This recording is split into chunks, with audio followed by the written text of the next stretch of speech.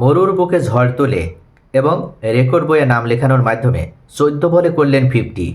শুধু তাই নয়, তিনি থামলেন না, তিনি যেন রেকর্ড করার জন্যই আজকে মাঠে নেমেছিলেন।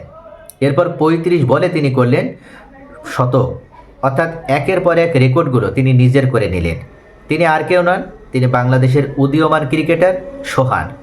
তাতেই গড়ে নিলেন নতুন ইতিহাস। বাংলাদেশের হয়ে এটি দ্রুততম 50 ও সেঞ্চুরি রেকর্ড। এর আগে বাংলাদেশের কোনো ব্যাটসম্যানের দ্রুততম 50 এবং দ্রুততম সেঞ্চুরির কোনো রেকর্ড ছিল না। এছাড়া চারে নেমে ঝড় তোলেন অধিনায়ক আকবর আলীও। তিনি মাত্র 13 বলে 6 ছক্কায় করেন 41 রান।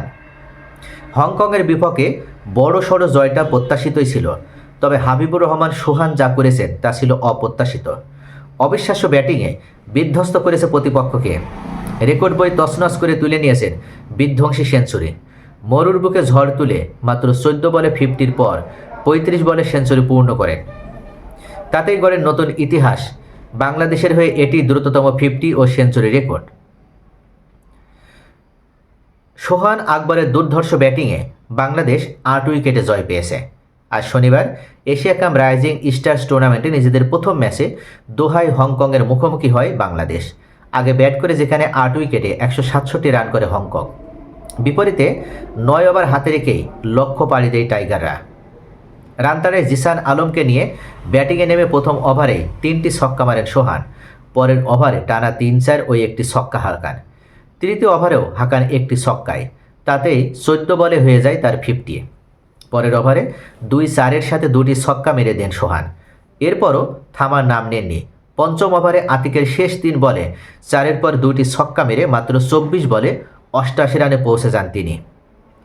দ্রুততম সেঞ্চুরির বিশ্ব রেকর্ড থেকে তখন তিনি মাত্র 2 বল দূরে। 2 বলে 12 রান নিতে পারলেই হয়ে যেতেন বিশ্বের দ্রুততম সেঞ্চুরিয়ান। 3 বলে সেটা করতে পারলেও যৌথভাবে সবার উপরে থাকতেন তিনি। তবে সোহান তা করতে পারেননি। সেঞ্চুরি পেতে তাকে খেলতে হয়েছে 35 বল। তবে দেশের হয়ে দ্রুততম সেঞ্চুরি রেকর্ড দখলে নেন তিনি। ছাড়িয়ে গেছেন পারভেজ ইমনকে।